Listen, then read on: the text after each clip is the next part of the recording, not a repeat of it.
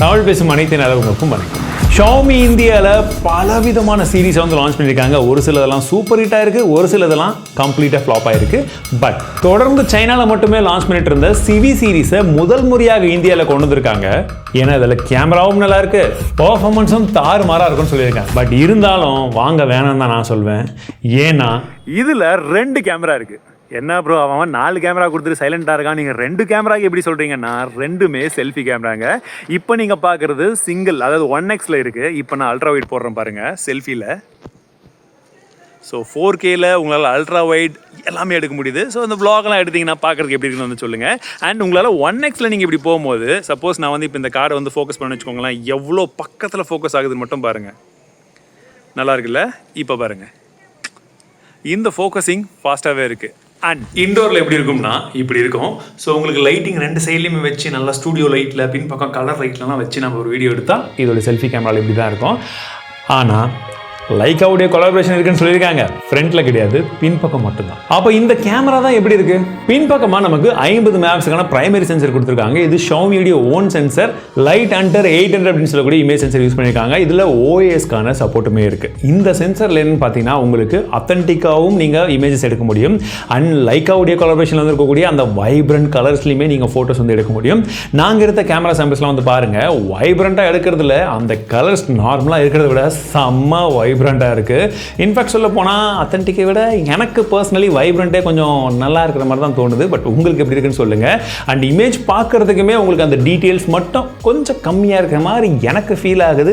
எனக்கு மட்டும் தானா இல்லை உங்களுக்கும் அப்படி இருக்கா? அதுவுமே நம்ம ஹியூமன் சப்ஜெக்ட் எடுக்கும் போது நல்லாவே நோட்டீஸ் ஆகுது. மற்றபடி நீங்கள் செடி கொடிகள் இந்த மாதிரி நேச்சர்லாம் எடுக்கக்கூடிய ஆட்களாக இருந்தீங்கன்னா உங்களுக்கு பெருசாக அதில் டிஃப்ரென்ஸ் வந்து தெரியாது. கலர்ஸ் எல்லாம் செம்மையாக பாப்பாகுது. பட் இருந்தாலும் டீட்டெயில்ஸ் மிஸ் ஆகுதுங்க. ரெண்டாவதாக 50 மெகாபிக்சலுக்கான டெலஃபோட்டோ லென்ஸ் யூஸ் பண்ணியிருக்காங்க. இது சாம்சங் உடைய J1 சென்சர். ஆனா இதுல OS சப்போர்ட் கிடையாது. இந்த பட்ஜெட்ல குறிப்பா கேமராக்காகவே நாங்க போனை கொண்டு வரோம்னு சொல்லக்கூடிய ஒரு போன்ல OS இல்லாதது வருத்தம் அளிக்கக்கூடிய ஒரு விஷயம். போட்டோஸ் எல்லாம் பார்க்கறதுக்கு என்னமோ நல்லா தான் இருக்கிற மாதிரி இருக்கு. அதுவும் ஸ்பெஷலி நீங்க நல்லா ஜூம் பண்ணி எடுக்கும்போது பேக்ரவுண்ட்ல எல்லாம் உங்களுக்கு ஒரு டெக்ஸ்சர்டா ஏதாச்சும் பில்டிங்ஸோ இல்லாட்டி வந்து மரங்கள் எல்லாம் இருந்ததுன்னா கூட பாத்தீங்கன்னா கலர்ஸ் அதோடைய போர்ட்ரேட் ஷாட்டே பார்க்கறதுக்கு வா நல்லா இருக்கே அப்படின்னு தோணுது. நீங்கள் டிபி வச்சுக்கிறதுக்காக இருக்கட்டும், இல்லை ஃப்ரெண்ட்ஸ் கூட ஷேர் பண்ணுறதுக்கு, இன்ஸ்டாகிராம் அப்லோட் பண்ணுறதுக்கெல்லாம் வேறு லெவலில் இருக்கும். ஆனால் ஜூம் பண்ணி பார்க்கும்போது எனக்கு அந்த டீட்டெயில்ஸ் வந்து இன்னுமே இங்கேயுமே மிஸ் ஆகிற மாதிரி தான் தெரியுது. Maybe it's because of the ப்ராசஸிங்காக என்ன அப்படின்றது வந்து தெரியல. பட் ஜென்ரலி நீங்கள் பார்க்குறீங்க அப்படின்ற பட்சத்தில் ஒரு 70 மதிப்பெண்கள் இந்த கேமராக்கு நான் வந்து கொடுப்பேன். நல்லாவே வந்து ப்ராசஸ் பண்ணியிருக்கேன். அண்ட் எடுத்த இமேஜை வந்து நீங்கள் இன்னும் கொஞ்சம் பேக்ரவுண்ட்லாம் கொஞ்சம் மாற்றணும், இந்த ஸ்டார் மாதிரி, ஸ்பைரல் மாதிரி, ரிங்கு மாதிரி, அந்த மாதிரிலாம் உங்களுக்கு பேக்ரவுண்ட் மாற்றி மாற்றி வேணும்னா கூட நம்மளால் அதையுமே வந்து பண்ணிக்க முடியுது. அதோடு சேர்த்து பார்க்கும்போது காம்பினேஷனில் ஓரளவுக்கு வந்து பரவாயில்ல. 12 மெகாபிக்சலுக்கான அல்ட்ரா வைட் சென்சர் கொடுத்துருக்காங்க. ஸோ இதில் எடுத்த இமேஜஸில் நார்மல் ஃபோட்டோக்கும் இதுக்கும் பெருசாக கலர் ஷிஃப்ட் வந்து டிஃப்ரென்ஸ் வந்து தெரியல. பார்க்குறதுக்கு ஒரு அல்ட்ரா வைட் ஷாட் நம்ம எதிர்பார்க்குற குவாலிட்டி ஓரளவுக்கு வந்து இருக்குதுங்க. ஓவராலாக சொல்ல போனால் rear facing camera versus front facing camera அப்படின்னா ரியர் ஃபேசிங் கேமராவில் கலர் சூப்பராக பாப் அவுட் ஆகுது. ஃப்ரண்ட் ஃபேசிங்கில் 2 கேமரா அப்படி இப்படின்னு சொன்னாலுமே கலர்ஸ் எல்லாம் டல்லாக தான் இருக்குது. ஓவராலாக டீட்டெயில்ஸ் இன்னும் கொஞ்சம் கேப்சர் ஆகிருக்கணும். மேபி ஒரு அப்டேட் கொடுத்து ஃபிக்ஸ் பண்ணுறாங்களான்னு பார்க்கலாம். லோ லைட்டை பொறுத்த வரைக்கும் இமேஜ் குவாலிட்டி கம்பேரிட்டிவ்லி இந்த செக்மெண்ட்டில் பார்க்கும்போது கொஞ்சம் பெட்டராகவே இருக்குது. 4Kல 60 FPS வரைக்கும் ரியர் ஃபேசிங் கேமராவில் வீடியோ எடுக்க முடியும். அண்ட் இது ஒரு நார்மல் மோட். ஸோ உங்களுக்கு எனக்கு வந்து பார்த்தீங்கன்னா லைட் வந்து ஆப்போசிட் டைரக்ஷன்லேருந்து நேராக ஃபேஸுக்கு வந்துட்டு இருக்கு. இப்போ பார்க்கும்போது எப்படி இருக்குன்னு பாருங்கள். இப்போ நான் ஜஸ்ட் அப்படியே ரொட்டேட் பண்ணுறேன். ஸ்டெபிலிட்டியும் எப்படி இருக்குன்னு பாருங்கள். அட் த சேம் டைம் உங்களுக்கு கிளாரிட்டியும் எப்படி இருக்குன்னு வந்து பாருங்கள். இப்போ எனக்கு பின்னாடி சன் இருக்குது, பார்க்குறதுக்கு எப்படி தெரியுது. அப்படியே ஜஸ்ட் நான் மூவ் பண்ணுறேன். இப்போ எப்படி தெரியுது?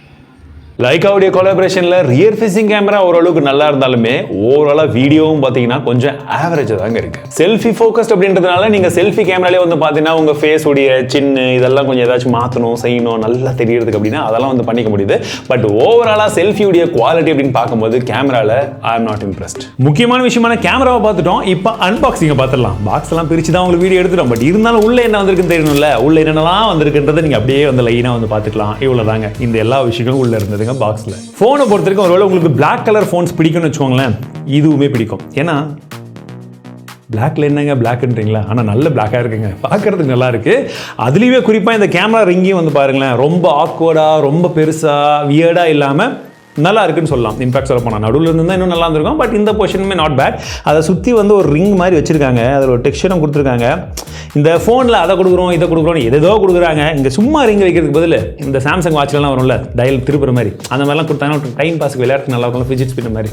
இல்லை அங்கே லைட் வச்சுருந்தா ஒன்றும் பெருசாக இருந்தது. லைட் எதுக்கு திருப்புற மாதிரி இருந்தால் ஒன்றுத்துக்கும் யூஸ் இல்லை. அது போயிடுச்சுன்னா இல்லை அதுக்கு ஒரு 5000 ரூபா செலவு வாங்குவாங்க, என்ன பண்ணுறது இல்லையா? அண்ட் இதை பற்றி பேசும்போதே முக்கியமான விஷயத்தை மிஸ் பண்ணிட்ட பாருங்க. ஃபோனோட சைஸ் செம்ம காம்பாக்டாக இருக்கிற மாதிரி ஃபீல் இருக்குது. ஏன்னா தொடர்ந்து எல்லாமே பெரிய சைஸ் ஃபோனாகவே யூஸ் பண்ணி பழகிட்டோமா. இது ரொம்ப சின்ன ஃபோன்லாம் சொல்ல முடியாது, ஆனால் கையில் எடுத்திங்கன்னா ஒரு கரெக்டான ஸ்மார்ட் ஃபோன் இது அப்படின்னு சொல்கிற அளவுக்கு கரெக்டாக கையில் ஃபிட் ஆகிற மாதிரியே வந்து இருக்குது சொல்ல போனால். அண்டு ஃபோன் வந்து ரொம்ப ஸ்லிம்மாலாம் கிடையாது, ஆனால் உங்களுக்கு கையில் எடுத்தால் ஸ்லிம்மான ஒரு ஃபோன் பிடிக்கிற மாதிரி ஃபீல் இருக்குது. காரணம் என்னென்னா உங்களுக்கு பின்பக்கம் வந்து பார்த்தீங்கன்னா கொஞ்சம் கர்வியாக தான் வந்து கொடுத்துருக்காங்க. ஃப்ரேம்லாம் வந்து மெட்டல் கொடுத்துருக்காங்க, பின்பக்கம் கிளாஸ்ன்னு நினைக்கிறேன். ஏன்னா 2-3 வேரியன்ட் இருக்குது, இன்னொன்று பச்சை கலர்லும் இருக்குது, வீகன் லெவலையும் ஒன்று கொடுத்துருக்காங்க. நமக்கு மட்டும் இந்த கருப்பு கலர் கொடுத்துட்டாங்க.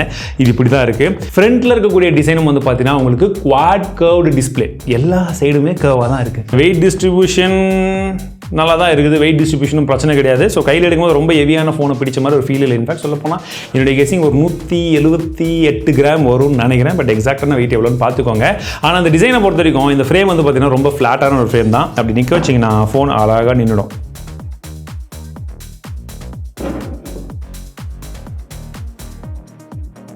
ஸோ நம்ம ரெட்மி நோட் 13 ப்ரோ சீரிஸ்லாம் சொல்லியிருந்தோம் இல்லையா, ரொம்ப பட்டையாக இருக்கும், கையில் பிடிக்கும் போது ஆக்வர்டாக இருக்கும், முன்னாடி தனியாக பீஸு பின்னாடி தனியாக பீஸ் வச்ச மாதிரி இருக்கும். இதுவும் அப்படி தான் இருக்குது. ஆக்சுவலி என் டீம்மேட்ஸ்க்கெலாம் ரொம்பவே இடிக்குது, என்னடா இது தனித்தனியாக இருக்கிற மாதிரி இருக்குதுன்னு சொல்லிட்டு. பட் இந்த திக்னஸ்க்கு I felt it is okay. Weight கம்மியாக இருக்குது, சரி பேட்டரியில் ஏதாச்சும் காம்ப்ரமைஸ் பண்ணியிருக்காங்களான்னு பார்த்தேன். 4700 mAh பேட்டரி கொடுத்துருக்காங்க. ரீசெண்ட் டைம்ஸ்ல எல்லாம் 5000 mAh பார்த்ததுனால இது கம்மியாக இருக்கிற மாதிரி தெரியுது. பட் ஸ்டில் இந்த ஃபார்ம் ஃபேக்டருக்கு I am okay with it. சரி, இப்போ இவங்க ரொம்ப பெருசாக வேறு லெவலில் இருக்குன்னு சொன்னால் அடுத்த விஷயம் என்னென்னு பார்த்தீங்கன்னா பர்ஃபார்மன்ஸ். Snapdragon 8s Gen 3 ப்ராசர் வந்து கொடுத்துருக்காங்க. சப்போர்ட் பண்ணுறதுக்கு LPDDR5X RAM டைப், UFS 4.0 ஸ்டோரேஜ் டைப்புமே வந்து இருக்கு. AnTuTu ஸ்கோராக இருக்கட்டும், CPU த்ராட்லிங்லையுமே வந்து பார்த்தீங்கன்னா ஓரளவுக்கு நல்ல பர்ஃபார்மன்ஸ் தான் வந்து பண்ணியிருக்கு. அண்ட் என்னமோ தெரியல, என்ன மாயமோ தெரியல, ஏதோ சூனியம் வச்சுட்டாங்க இவங்க, உள்ள ஏதோ போட்டு லாக் பண்ணி வச்சுக்கிறானுங்க. 3D எக்ஸ்ட்ரீம் டெஸ்ட் ரன் பண்ணவே முடியல. அதுக்கு காரணமாக ஒன்று இருக்குது, அதை நம்ம கண்டுபிடிச்சிட்டோம், என்னன்னு சொல்கிறேன். சரி, ப்ராக்டிக்கலாக கேம் பிளே எக்ஸ்பீரியன்ஸ் எப்படி இருந்ததுன்னு கேட்டிங்கன்னா, ஃபர்ஸ்ட் BGMI விளையாடி பார்த்தோம். BGMIல ஸ்மூத் எக்ஸ்ட்ரீம் ப்ளஸ் வரைக்கும் விளையாட முடியுது. 90 FPSல கண்டினியூஸ் கேமிங் விளையாடும் போதும் பெர்ஃபார்மன்ஸ் நல்லாவே இருந்ததுன்னு சொல்லலாம். No frame drops, no lag, gaming எக்ஸ்பீரியன்ஸுமே நல்லா இருந்தது. சரி, ஹீட்டிங் அப்படின்னு பார்த்தீங்கன்னா BGMIல ஹீட்டிங் எங்களுக்கு பெருசாக விசிபிள் ஆகலை. ஆனால் ஜென்ஷன் இம்பாக்ட்ஸ் வந்து விளையாடி பார்த்தோம். விளையாடி பார்த்தீங்களா? விளையாடி பார்த்துருக்காங்க. சரி, அதில் எப்படி இருக்குது அப்படின்னு வந்து பார்த்தீங்கன்னா மேக்ஸிமம் கிராஃபிக்ஸ் செட்டிங்ஸ் வச்சு கேம் விளையாடி இருக்காங்க. கேம் பிளே நல்லாவே இருந்திருக்கு, நல்ல ஒரு எக்ஸ்பீரியன்ஸ் அப்படின்னு வந்து சொல்லலாம். ஆனால் ஹீட்டிங் மட்டும் 45 டிகிரி வந்து அசால்ட்டாக வந்து தொடுது. இப்போ புரியுதா எக்ஸ்ட்ரீம் டெஸ்ட் 3D ஏன் ஒர்க் ஆகலைன்னு? இதனால தான். ஏன்னா நம்ம ஃபோனில் நார்மலாகவே இவங்க வந்து ஆம்லெட் போடுவாங்க, இது வேற ஹீட் ஆகுது. இதை வச்சு நூடுல்ஸ் ஏதாச்சும் செஞ்சுட்டாங்களோ அப்படி ஒருவேளை நினச்சிருப்பாங்களோ அப்படின்னு நான் டவுட் பண்ணுறேன். நீங்கள் என்ன நினைக்கிறீங்க? ஒருவேளை உங்களுக்கு இந்த Snapdragon 8s Gen 3 இருக்கக்கூடிய ஸ்மார்ட் ஃபோன்ஸை வச்செல்லாம் கம்பேரிசன் பண்ணணும் அப்படின்னு நீங்கள் நினச்சிங்கன்னா இந்த ஃபோனை வேறு எந்த ஃபோன் கூட கம்பேர் பண்ணலான்னு கமெண்ட் செக்ஷனில் சொல்லுங்கள், கொண்டு வந்துடுவோம். குவாட் டிஸ்பிளே அப்படின்னு ஏற்கனவே சொல்லியிருந்தேன் இல்லையா. ஸோ டிஸ்பிளேவுடைய பெசில்ஸை பாருங்கள், ரொம்ப தின்னாகவே இருக்குது. இன்ஃபேக்ட் சொல்ல போனால் சாமி மாமெலாம் என்ன பண்ணுவார், டிஸ்பிளே கம்மியாக கொடுத்துட்டோன்னு சொல்லிட்டு கீழே சின்ன மட்டும் பெருசாக கொடுத்துருவாங்க. அந்த மாதிரி பண்ணியிருந்தா கேவலமாக இருக்கும். அப்படி இல்லாமல் எல்லாமே மினிமலாக வந்து வச்சுருக்காங்க. அண்ட் பார்க்குறதுக்கு அது நல்லாவுமே இருக்குன்னு சொல்லலாம். அண்ட் உங்களுக்கு டிஸ்பிளேவுடைய சைஸும் பார்த்தீங்கன்னா 6.55 இன்ச்சுக்கான டிஸ்பிளே 1.5K ரெசல்யூஷனில் இருக்குது. பார்க்குறதுக்கு நல்ல ஷார்ப்பாகவே வந்து தெரியுது.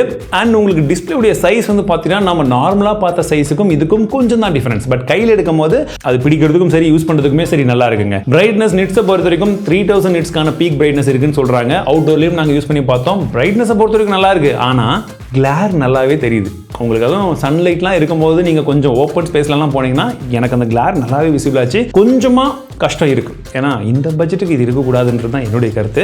அண்ட் இதில் ப்ரொடெக்ஷன் என்ன இருக்குது, இது ஒரு பெரிய கேள்வி வரும் இல்லையா. ரொம்ப நாள் ஆச்சு ஏன் ப்ரோ இப்போல்லாம் ட்ராப் டெஸ்ட் பண்ணுறதான்னு கேட்டுட்டு இருந்தீங்க. இதில் கார்னிங் கிளாஸ் விக்டர்ஸ் 2 கொடுத்துருக்காங்க. அண்ட் கார்னிங்கில் பொறுத்த வரைக்குமே இது ஒரு ரொம்ப ஹை, இப்போ இருக்கிறது லேட்டஸ்ட்னு சொல்லலாம், கிட்டத்தட்ட லேட்டஸ்ட்னு சொல்லலாம்.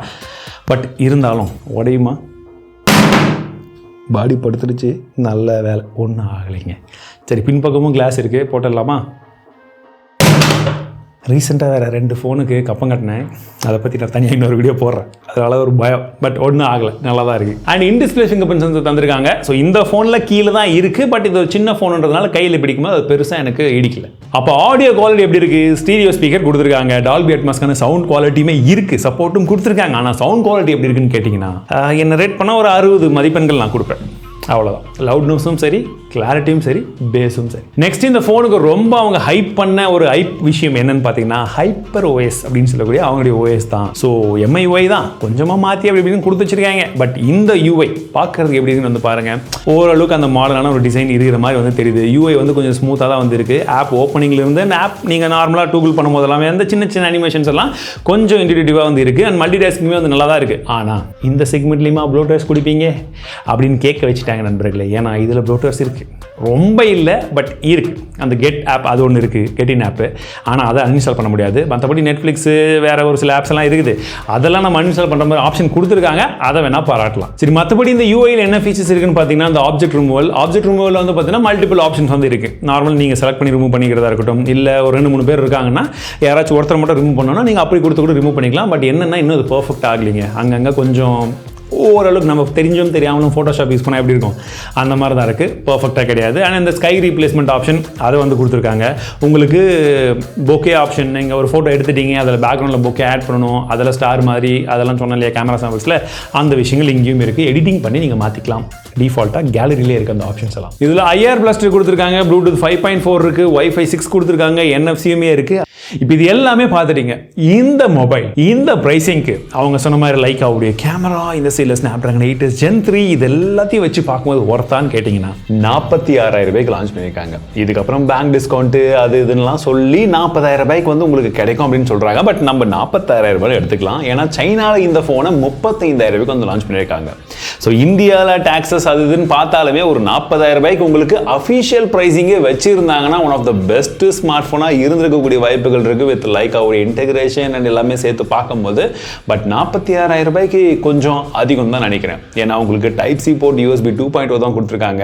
ஹாப்டிக்ஸும் பார்த்தீங்கன்னா ரொம்பவே சாஃப்டாக தான் இருக்குது. சவுண்ட் குவாலிட்டியும் ஓரளவுக்கு ஆவரேஜாக தான் இருக்குது. இந்த ப்ரைஸிங்க்கு இந்த ஃபோனை வாங்குறத விட OnePlus 12R இருக்குது. அண்ட் ஐக்யூலேயே 2-3 ஆப்ஷன் இருக்குங்க. 35,000 ரூபாய்க்கெல்லாம் இருக்குது. IQ 12 கூட இருக்குது. ஸோ அந்த மாதிரி நிறைய விதமான ஆப்ஷன்ஸ் இருக்குது. நீங்கள் ஆப்ஷன்ஸையும் வந்து பாருங்கள். அதுதான் பெஸ்ட் அப்படின்னு நான் சொல்ல வரல. பட் இதை விட பெஸ்ட் ஆப்ஷன்ஸ் நிறைய இருக்குன்னு தான் சொல்கிறேன். இது என்னுடைய கருத்து. நீங்க என்ன நினைக்கிறீங்க? 46,000 ரூபாய்க்கு இந்த ஸ்மார்ட் போன் ஒர்த்து நினைக்கிறீங்களா? இல்ல உங்க கருத்துக்கள் என்னன்றதை கமெண்ட் செக்ஷன்ல சொல்லுங்க.